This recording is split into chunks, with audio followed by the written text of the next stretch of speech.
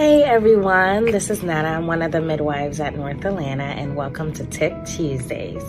I wanted to talk to you about what goes on in labor and delivery, especially when you're coming in for an induction. So the first thing to keep in mind is when you get here to Emory Johns Creek Hospital, you'll come up to the second floor, check in, and then you'll meet one of us and we'll walk you through all the different induction methods that we use.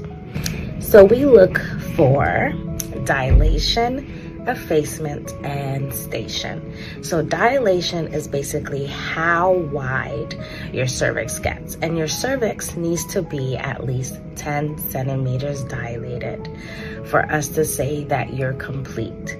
And most times when you're dilated, it's because baby, like let's say your cervix is like this, baby's putting pressure and causing your cervix to dilate wider. And that's what we want to see. The second thing we look for is effacement. So effacement is how thin your cervix gets. So how thin your cervix gets. So you want your cervix to be paper thin, and that's 100% effaced. Then the next thin, or effacement, basically looks like, so you're dilated, baby's putting pressure, but then there's like no cervix around baby. So all you feel around is baby's head, okay? And the last thing is station.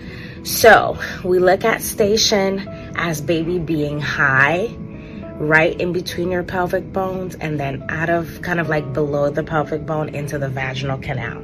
So baby needs to be inside of the vaginal canal for us to get an idea that, baby has made it down out of kind of like under the pelvic bone through the canal, and you're ready. So that's what we look for before we start any induction method. So, most people who haven't had a child before come in and their cervix is closed, thick, and high. So we start you off with cervical ripening methods. The first one is Cervidil. So Cervidil is a flat-like tampon that we insert, we lay it next to the cervix, and the main thing is that it helps the cervix get soft and ripe. Some people are able to have contractions with the Cervidil, and that causes their cervix to also dilate. And usually we keep that in for about 12 hours or so.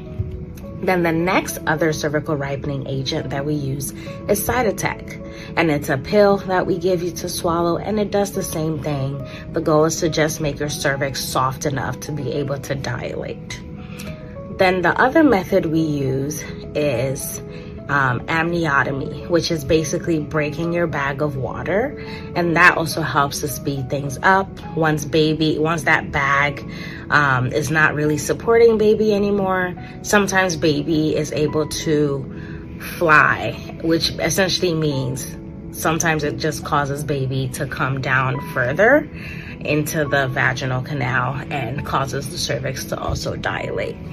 And then the other thing that we use is Pitocin. So for people that come in and, they're dilated to maybe 3 centimeters, they're like maybe 80% effaced, and then like they're below the pelvic bone, we usually would just do Pitocin if you're not really having regular contractions, just to kind of get you consistent regular contractions that would mimic active labor.